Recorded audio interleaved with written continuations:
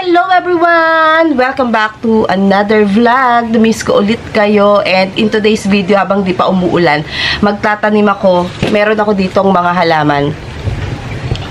Ito yung mga pinropagate ko nung nakaraan. Kung natatandaan nyo, ito yung ating mga pearl and jade. Ayan, nakalimutan ko siyang lagyan ng water nung nakaraan. Tingnan nyo, oh. Natuyot na to. And then, ito rin. Ito, may sakit na talaga siya nung mga, I think, nung pinopropagate ko, may sakit na. Natatandaan nyo ba kung saan galing to before? Ito na siya, oh. May na-vlog ako neto, kalbong-kalbo to. Magtutumas na siguro to. Simula nung nakalbo, kinain ng uod. And then, ito yung mga pinropagate ko dyan. Etong dalawang to. And then, etong dalawa na to is galing siya dito sa nag-revert. Reverted to eh. Ngayon, pinutulan ko para bumalik sa dati yung kanyang ganda. May mga tumubong bago. Ayan, oh. And then, eto mga nakikita nyo na to, yung mga puti-puti na yan, kasi diba sabi ko reverted, ano siya, yan yung mga bagong tubong dahon niya. Hindi ko lang siya na-propagate, or I mean, hindi ko lang siya na itanim agad-agad, kasi na-busy tayo, and parang wala ako sa mood magtanim. Kaya yun. Ito, gagamitin ko luma. Galing to sa succulents ko na halaman. And ito yung isa sa hindi ko siya niripat, or hindi ko siya pinalta ng potting mix. And ito yung kanyang potting mix. So, ano siya, matigas siya na putik. Kaya, namatay yung ating halaman. Meron pa ako dito isang namamatay na succulent, guys. Yung nabili ko ng variegated titubans ba yan? Ano siya, namamatay. Hindi ko siya pinalta ng potting mix. Tapos dito siya nakalagay. Pinakita ko yung sa inyo before kung natatandaan nyo siya. So, ngayon, magtatanim ako. Dito nyo tingnan yan. Itatanim ko tong aking mga pinropagate. Nagdikit-dikit na. Oh.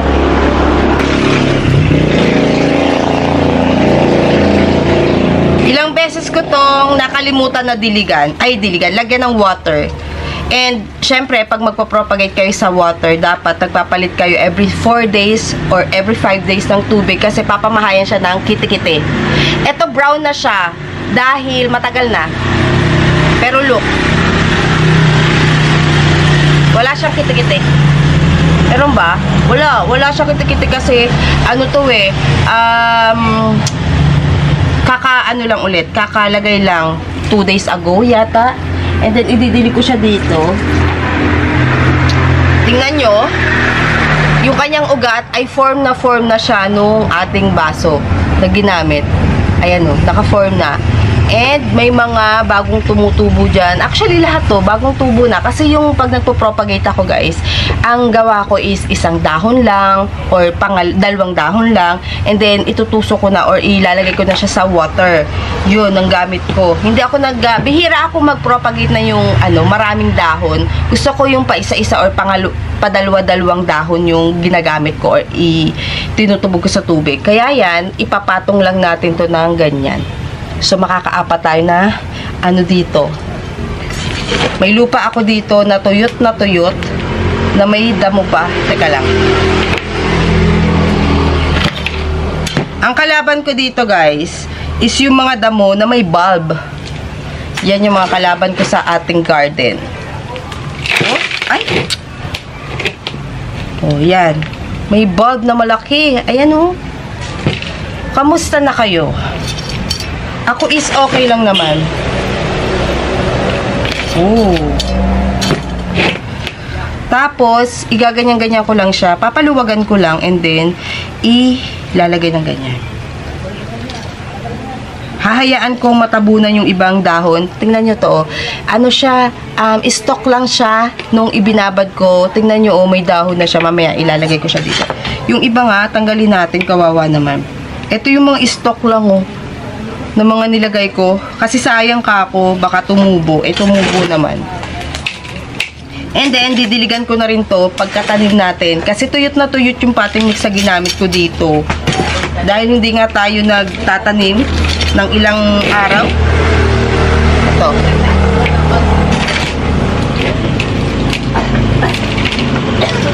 Dapat pala pinalaliman ko pa.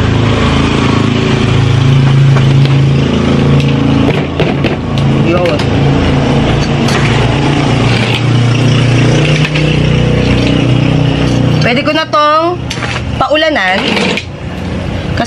pa rin dito sa amin guys, tuwing tanghali. Ngayon lang, oh, ayan na, madilim na ulit.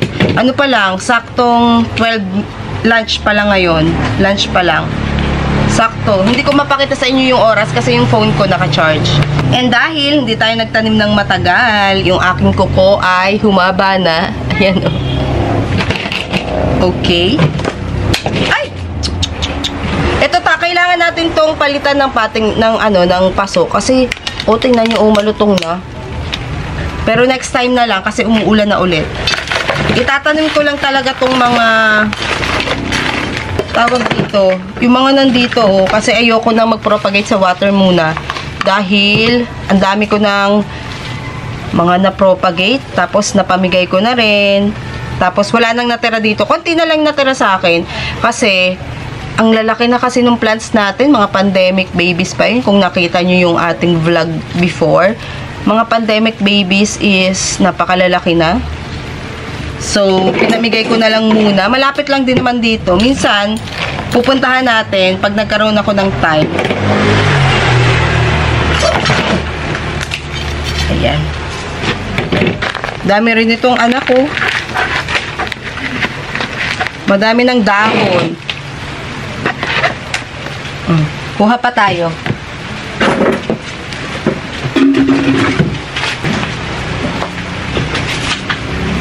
Naku, meron yatang naging uod ulit dito. Binawasan ko rin yung mga photos na nandito sa tuktok sa ulo na natin.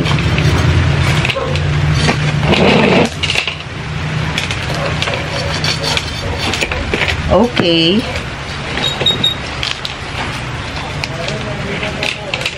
Pinuno ko lang or pinaapaw ko yung lupa kasi bababa naman to dahil tuyo. Tuyong-tuyo. Dito muna. Hindi ko na nilinis yung paso. Tignan nyo, oh. Kagaganda ng ugat.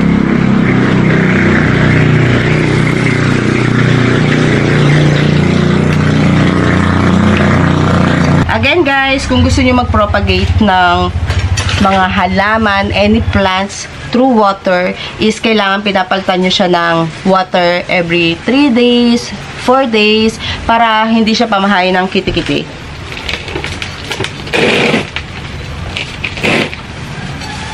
Kasi doon nagsisimula yung mga lamok-lamok din eh.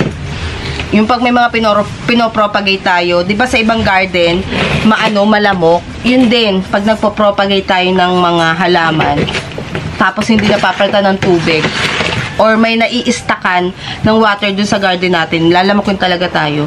Kaya guys, ang ginawa ko is, nagbawas ako ng plants, yung malalaki yung dahon. Yung mga iba dito, hindi ko lang talaga siya ma-let go kasi nabili ko siya ng bulb lang, and then napalaki ko siya, naging mother plant, na propagate, katulad nito oh. Alam ko before na ko rin to eh, na pakita ko rin sa inyo to, hindi ko siya ma-let go. Kasi may humihingi nito eh. Kasi pinaka-mother to. Pero yung isa sa pinaka-mother pa din, nakasabayan nito, is nabigay ko na. Ito lang, gusto ko lang yung maliliit muna. And mga succulents natin, hindi ko siya gaano pinamimigay ngayon kasi nga, nagpupuno tayo ng succulents or hindi ko bet na ipamigay sila. And then, ito yung mga naripat natin. Ilalagay ko siya dun sa taas. Kasi wala na dyang, tignan nyo, oh, dito, oh, sa patungan, wala na kasi dyang mga halaman. Dahil, tinanggal natin, isinabit, and then yung iba, pinamigay na rin. Hindi ko na rin napakita sa inyo kung kanino ko napamigay yung iba. Okay.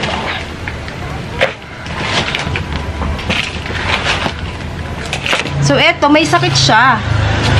Ito, oh, may sakit. Pero, maganda naman yung mga bagong tubo, walang sakit.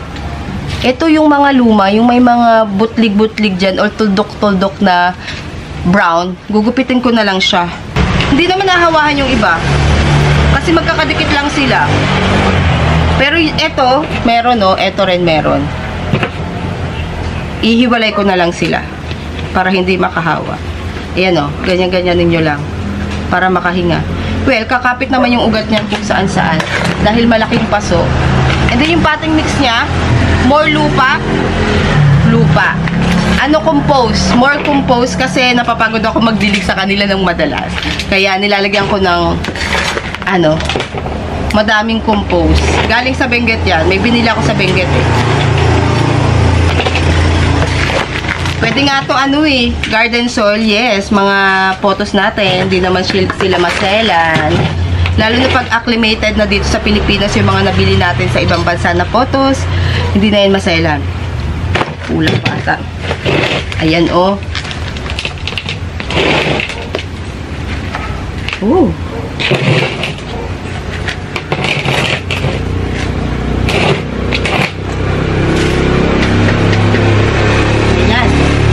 Kakalinis ko lang. Meron pala ako dito. Ay, ito. I-propagate natin to. Tingnan nyo, oh, nasira siya. Hindi ko alam kung bakit. Ano ba to? Hoya to. Verticillata siguro to. I-propagate ko. Kasi kawawa, sayang.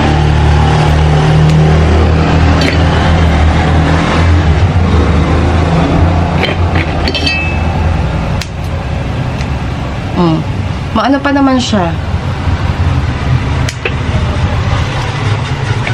Ganito ako mag-propagate. Ano to? Ano nga to? Ala. Mali ata ako ng ano. Okay na. Ayun na. Ito lang natira. Pinapadami ko to eh. Nabili ko to ng 2 dahon eh. Ayan. Na overwatered. Yan. Magpapalit ako ng potting mix ng ibang hoya ko. Ayaw nila. Yung iba naman gusto. Yung mga hoya natin na full moon. Ano ba tawag dito? Nakalimutan ko tuloy. Laconosa to. Laconosa is yung mga pinropagate ko noon before. Ayan, may mga tumutubo na. Madami to eh. Pero saka ko na ipapakita sa inyo. Tapos, wait lang ha. Kaya ayusin lang ako.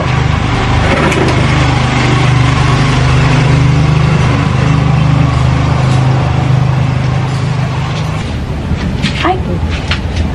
Ito rin guys, oh. Wait lang. Ay, nako. Ang ulan. Ito naman, hindi talaga natin ano yung mga hoya. Wait lang. Didilig ko lang tong aking mga pinagpropagatean. Nabagsak. Itatapon ko na to kasi madami naman akong ganito. Yung baso. Hindi talaga natin, iba-iba talaga yung gusto ng mga hoya. Tingnan nyo to. Same potting mix. Nasaan na yun? Binaba ko na ata. Ito. Same potting mix. Nabili ko siya ng 1 dahon. Asan ang ID neto? Ito. Ang ID nito ay KSB08. Yes, pangalawang dahon. Magdadalawang dahon siguro yung nabili ko. Nabili ko siyang 2 dahon. Same day or same month ko sila nabili or basta magkasabay sila. Tignan nyo naman, ang lago-lago. Oh. Depende talaga sa hoya, no, kung ano yung gusto nila. Ngayon, itatali ko siya. Ay! Teka lang. May mga bagong tubo kasi. Baka masagi ko. Daming dahon na bago.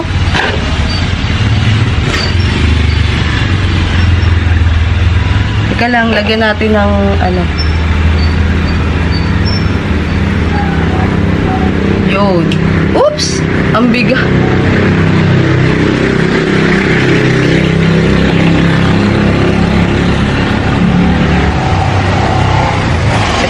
Ito na lang.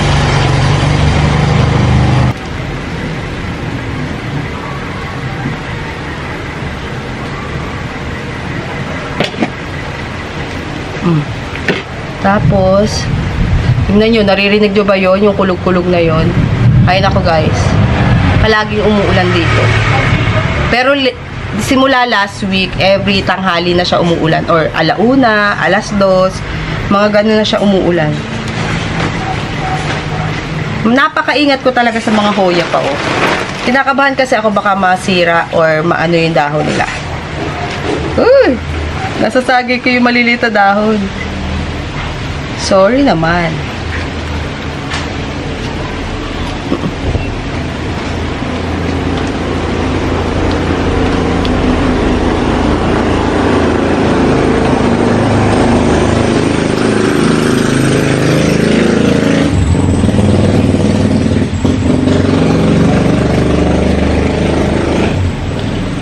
Tapos, ibabalik ko siya dito sa kabila.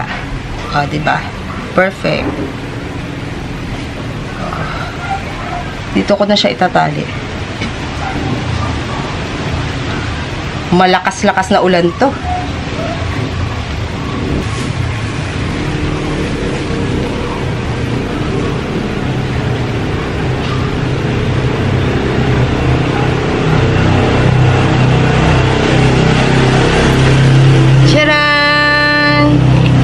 Kaya pala, bumibili ako ng Hoya na pa isa-isa, 2 dahon, kasi medyo pricey siya for me. Kaya, ayun. Ay! At ang problem ko din dito sa mga Hoya, once na may bagong tumutubong dahon at nagalaw mo siya, hindi nagtutuloy yung mga dahon. Kaya lang, natutumba kasi siya sa kanyang pwesto. Tingnan nyo, nagtumbahan na yung mga Hoya ko dito. Dito, sa gilid. Mahangin guys, kaya tumutumba. Yung mga mother ko na Hoya, yung iba, pinagugupit ko. Ito naman, mga Hoya rin. Saka ko na ipapakita sa inyo. Puro damo. Pero buhay yan.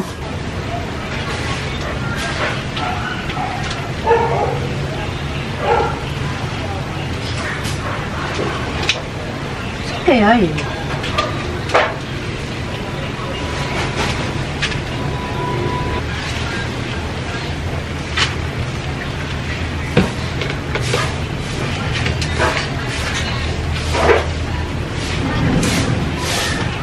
Hay nako guys, hindi ko na nga muna gagalawin.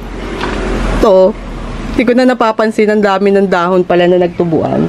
Huwag ko na munang galawin kasi tatanggalin ko sana, aayusin ko. Pero look naman, itong aking gunung gading, yan, napakadaming tumutubong dahon. Ayun o, buyag, ayan o. Ayun pa, ayun pa. Isa pa yung mga nakita ko. Ihilahin ko sana to eh. Teka lang ha. Ayan o, tignan nyo, nandun na. Ihilahin ko sana. Sige nga, hilahin natin pa konti-konti. Baka kasi maputol. Sensitive pa naman sila.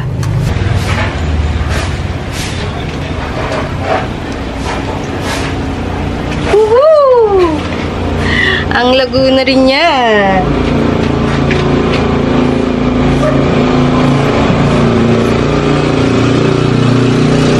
Napaka-Laguna. Free lang yata to sa akin. I'm not sure. Asan yung ano?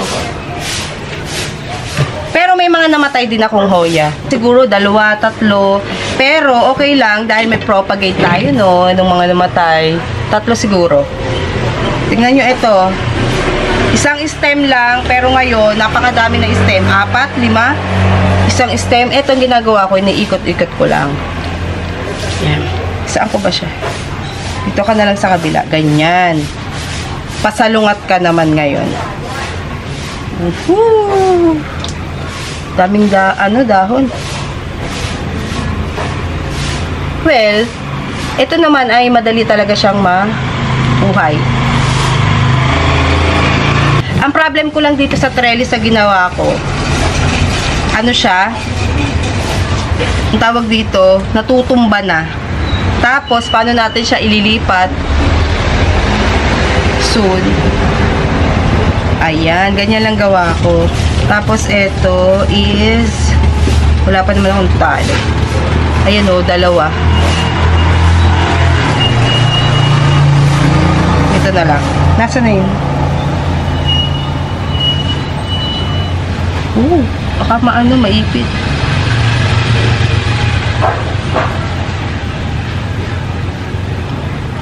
Tcharan! Ito yung gusto kong ma-achieve na form ng ating mga Hoya. Ayun, gusto ko yung paganyan. Well, dapat pabilog, pa-heart. Kaya lang, inisip ko, pag pa-heart yung trellis ng ating Hoya, ano siya, pag makapal, hindi mo na makikita yung heart. Bilog is okay. And then, ito, oh, ganyan. Ito pa pala, oh, may stem pa na bagong tumutubo. Ay, hindi. Ito yata yung, ay, hindi. Nasaan yung aking, ano?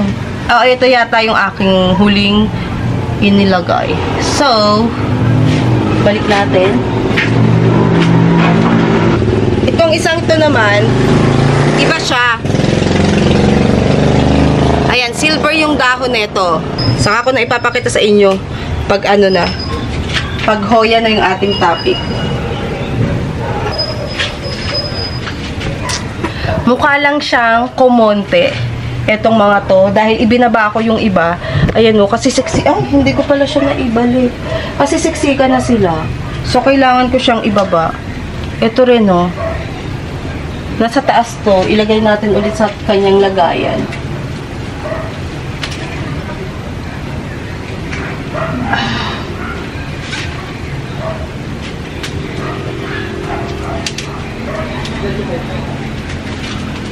Yon. So, yun lang naman yung ating video for today. Ayan na siya. Hindi ko pa rin siya nilipat kasi wala akong mas malaking paso sa kanila. Didiligan ko lang siya ngayon or ilalagay ko siya sa ulanan. And then, goods na tayo. At least dun sa ating pinropagate, may 4 tayong nagawaan. Dito yung isa sa ilalim. So, ilagay na natin dito sa kaya lang. Yes, ilagay natin sa area na to. Wala namang ano siguro ngayon. Butterfly.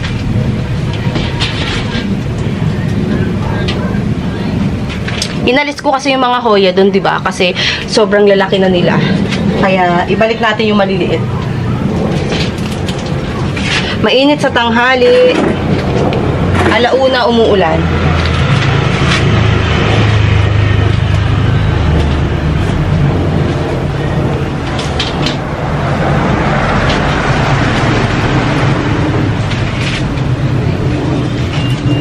Umuulan na. Narinig niyo yon? So, kailangan na nating tumigil sa pagbablog. Kailangan na nating mag-stop sa pagbablog. Kasi paulan na. So,